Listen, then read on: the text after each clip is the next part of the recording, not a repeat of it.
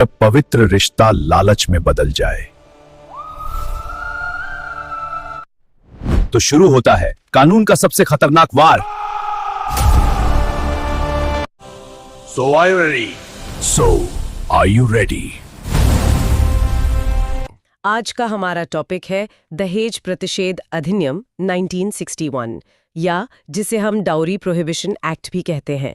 तो पेन और पेपर लेकर तैयार हो जाइए क्योंकि हम सीधे एग्जाम में आने वाले पॉइंट्स पर बात करेंगे। जी, और एक एक स्लाइड को हम जीरो से हीरो लेवल तक समझने की कोशिश करेंगे ताकि कोई भी कंफ्यूजन ना रहे। चलिए तो फिर शुरू करते हैं। इस एक्ट का परिचय, इंट्रोडक्शन। सबसे पहले तो ये 2 तारीखें हैं जो मुझे लगता है सीधे एग्जाम में पूछी जाती हैं। जी हाँ, बहुत महत्वपूर्ण है। पहली है राष्ट्रपति की स्वीकृति, प्रेसिडेंट्स असेंट, जो इस कानून को मिली 20 मई 1961 को। और दूसरी है लागू होने की तिथि जो है 1 जुलाई 1961। हाँ, और इन दोनों में से भी जो लागू होने की तारीख है 1 जुलाई वो ज्यादा जरूरी है। एग्जाम में ये ज्यादा पूछी जाती है। इसको याद रखने की कोई ट्रिक है क्योंकि तारीखें अक्सर भूल जाती हैं। बिल्कुल है। देखिए, 1 जुलाई को जीएसटी डे भी होता है, तो बस ऐसे याद रख सकते हैं कि 1 जुलाई मतलब जीएसटी डे और डाउरी एक्ट डे। अरे वाह, ये तो बहुत बढ़िया है, अब कभी नहीं भूलेगा। अब कुछ और जरूरी फैक्ट्स देखते हैं इसी पेज पर। इस अधिनियम में कुल धाराएं मतलब टोटल सेक्शंस हैं 10। और अध्याय कितने हैं? अध्याय यानी चैप्टर्स इसमें एक भी नहीं है, 0 चैप्टर्स। ये एक बहुत अनोखी बात है, इसे याद रखना चाहिए। अच्छा, और क्या इस तरह का कानून बनाने वाला कोई पहला राज्य भी था? जी, केंद्र के कानून से करीब बिहार ने 1950 में अपना कानून बना लिया था, और दूसरा राज्य था आंध्र प्रदेश 1958 में। और एक और जरूरी बात, 2019 के बाद से तो ये कानून जम्मू और कश्मीर समेत पूरे भारत में लागू है। जी हाँ, तो एक छोटा सा सवाल, सोचिए इस एक्ट को राष्ट्रपति की मंजूरी कब मिली थी? अभी आपने बताया 20 मई 1961। बिल्कुल सही। चलिए अगले पेज पर। चलिए अब आते हैं पेज नंबर 3 पे। पेज 3 पर है सेक्शन 2, दहेज की परिभाषा, डेफिनेशन। तो कानून की नजर में दहेज आखिर है क्या? देखिए, कानून के हिसाब से शादी के संबंध में एक पक्ष से दूसरे पक्ष को, चाहे वो प्रत्यक्ष यानी डायरेक्टली हो या अप्रत्यक्ष इनडायरेक्टली, दी गई कोई भी संपत्ति या मूल्यवान प्रतिभूति दहेज कहलाती है। मतलब शादी के लिए कोई भी कीमती चीज या प्रॉपर्टी लेना या देना, वो सब दहेज है। जी, पर यहाँ एक बहुत बड़ा एग्जाम पॉइंट है जहाँ सबसे ज्यादा कंफ्यूजन होता है। वो क्या है? वो ये कि मुस्लिम विधि में जो मेहर होती है वो दहेज नहीं है। ये एक बहुत महत्वपूर्ण अपवाद है। अच्छा, मेहर दहेज नहीं है। और तोहफों का क्या, जो अपनी मर्जी से दिए जाते हैं? हाँ, वो भी। अगर शादी में स्वेच्छा से मतलब वॉलंटरीली कोई उपहार दिया गया है जिसकी कोई मांग नहीं की गई हो, तो वो भी दहेज की श्रेणी में नहीं आता। इसका एक उदाहरण दे सकते हैं? बिल्कुल। मान लीजिए लड़की के पिता अपनी बेटी को खुशी से एक कार गिफ्ट करते हैं, कोई मांग नहीं हुई थी, तो वो एक उपहार है। और अगर लड़के वालों ने शर्त रखी होती कि कार मिलेगी तभी शादी होगी, तो वही कार दहेज बन जाती है। सारा खेल मांग का है। समझ गई। तो मेरा सवाल, क्या मेहर को दहेज माना जाएगा? नहीं, बिल्कुल नहीं। चलिए पेज नंबर 4 पर इसी अंतर को और अच्छे से समझते हैं। हाँ, पेज 4, गिफ्ट वर्सेस डाउरी, मतलब कोई चीज दहेज कब मानी जाएगी। स्लाइड पर 2 कॉलम है, एक उपहार का, एक दहेज का। जी, उपहार यानी गिफ्ट हमेशा स्वेच्छा से वॉलंटरी होता है। इसमें किसी भी तरह की मांग, नो डिमांड नहीं होती। और दहेज की पहचान ही है मांग यानी डिमांड। ये किसी मजबूरी या शर्त के तहत दिया जाता है। बिल्कुल। और इसी पर एक बहुत ही महत्वपूर्ण केस लॉ है, हरविंदर सिंह बनाम गुरशरण कौर 1989। ये एग्जाम के लिए बहुत जरूरी है। इस केस में कोर्ट ने क्या कहा था? कोर्ट ने साफ कहा था, प्रत्येक मांग दहेज है। ईच डिमांड इज डाउरी, मतलब मांग ही दहेज को जन्म देती है। अगर डिमांड है तो वो दहेज है, बात खत्म। तो दहेज और उपहार में सबसे बड़ा अंतर क्या है? एक शब्द में, मांग, डिमांड। बिल्कुल सही। अब आते हैं सबसे महत्वपूर्ण धाराओं में से एक पर, पेज नंबर 5। पेज 5 सेक्शन 3, दहेज लेना या देना, गिविंग और टेकिंग। ये धारा तो सीधे सीधे दहेज लेने और देने को अपराध बनाती है। जी, इसमें 3 बातें अपराध हैं, दहेज देना, गिविंग, दहेज लेना, टेकिंग, और इसमें सहयोग करना, अबेटिंग। 1 मिनट, यहाँ एक बड़ा सवाल है, क्या देने वाला भी अपराधी है? हाँ, इस कानून के हिसाब से हाँ, दोनों पक्ष दोषी माने जाते हैं। हालांकि व्यवहार में देने वाले को पीड़ित माना जाता है, पर कानूनन दोनों अपराधी हैं। अच्छा, तो इसकी सजा क्या है? ये तो एग्जाम पॉइंट है। बहुत जरूरी है। सजा है न्यूनतम 5 वर्ष की जेल, मिनिमम 5 इयर्स जेल, और जुर्माना? और 15,000 रुपए का जुर्माना, या फिर दहेज का जो भी मूल्य हो, दोनों में से जो भी ज्यादा हो।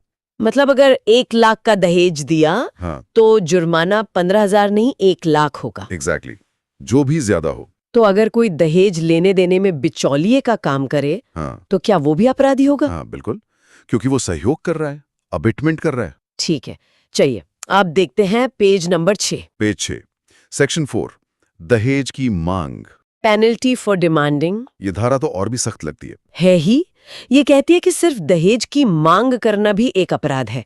भले ही आपको दहेज मिला हो या न मिला हो, कोई फर्क नहीं पड़ता। और ये मांग कोई भी कर सकता है, माता पिता, रिश्तेदार, कोई भी माता पिता, रिश्तेदार या कोई भी अभिभावक। यहाँ पर एग्जाम पॉइंट ये होगा कि धारा 3 और 4 की सजा में क्या अंतर है। बिल्कुल, ये बहुत पूछा जाता है। धारा 4 यानी सिर्फ मांगने की सजा कम है। कितनी है? इसमें 6 महीने से 2 वर्ष तक की जेल हो सकती है और 10,000 रुपए का जुर्माना। तो लेना देना ज्यादा गंभीर अपराध है, 5 साल की सजा, और सिर्फ मांगना उसमें 2 साल तक की सजा। सही। एक सवाल है, अगर शादी से पहले फोन पर दहेज की लिस्ट भेजी जाए तो किस धारा के तहत केस बनेगा? सोचिए, सिर्फ लिस्ट भेजी है, लेन देन नहीं हुआ, तो ये धारा 4 के तहत आएगा। बिल्कुल। आगे बढ़ते हैं पेज नंबर 7 पर।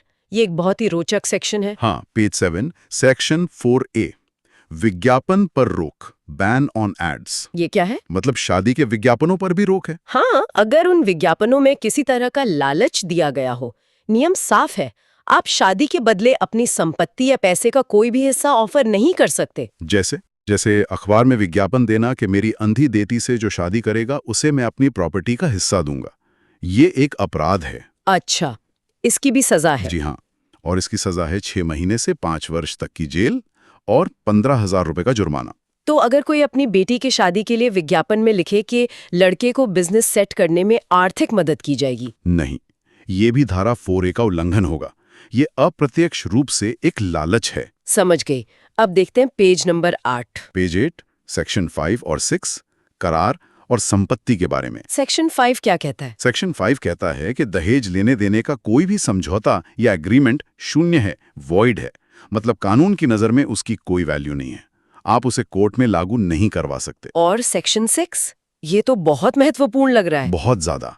ये बताता है कि अगर दहेज ले भी लिया गया है तो वो संपत्ति आखिर जाएगी किसके पास? किसके पास? नियम है कि दहेज का सामान 3 महीने के अंदर पत्नी को हस्तांतरित करना होगा, ट्रांसफर करना होगा। वो संपत्ति पत्नी की होती है। और अगर भगवान न करे महिला की मृत्यु हो जाए तो वो संपत्ति पहले उसके बच्चों को मिलेगी, और अगर बच्चे नहीं हैं तो उसके माता पिता को मिलेगी, पति या ससुराल वालों को नहीं। तो सेक्शन 6 की 3 महीने वाली समय सीमा एक जरूरी एग्जाम पॉइंट है। जी, बहुत जरूरी। अगर दहेज का सामान 3 महीने में पत्नी को नहीं लौटाया जाता तो क्या ये एक अलग अपराध होगा? जी हाँ, ये सेक्शन 6 का उल्लंघन होगा और उसके लिए अलग से सजा है। अब आते हैं पेज नंबर 9 पर। ये प्रीवियस ईयर क्वेश्चन वाला पेज लग रहा है। हाँ, IMP 7 ईयर रूल, 7 साल का नियम। ये बहुत गंभीर मामलों से जुड़ा है। क्या है ये नियम? नियम यह है कि अगर किसी महिला की शादी के 7 साल के अंदर अस्वाभाविक मृत्यु, अननेचुरल डेथ हो जाती है, जैसे जलने से या चोट लगने से, और ये साबित हो जाता है कि मृत्यु से ठीक पहले उसे दहेज के लिए प्रताड़ित किया जा रहा था। और ये IPC में भी है ना? जी, IPC की धारा 304B में और अब भारतीय न्याय संहिता की धारा 80 में से कवर किया गया है। इस स्थिति में भी संपत्ति की हकदार कौन होगी? क्रम वही रहेगा जो हमने सेक्शन 6 में देखा था, पहले बच्चे और उनके न होने पर माता पिता। और ये 7 साल की समय सीमा तो एक क्लासिक सवाल है, जैसा कि UPSI 2011 में पूछा भी गया था। बिल्कुल। तो अगर किसी महिला की शादी के 5 साल बाद संदिग्ध हालत में मौत हो जाती है तो कानून सबसे पहले किस एंगल से जांच करेगा? बिल्कुल, दहेज मृत्यु के एंगल से। चलिए अब समझते हैं कि यह अपराध कितना गंभीर है। पेज नंबर 10 पर। पेज 10, सेक्शन 7 और 8, अपराध की प्रकृति, नेचर ऑफ ऑफेंस। तो इस एक्ट के तहत अपराध की 3 प्रकृतियां हैं। हाँ, और तीनों बहुत महत्वपूर्ण हैं।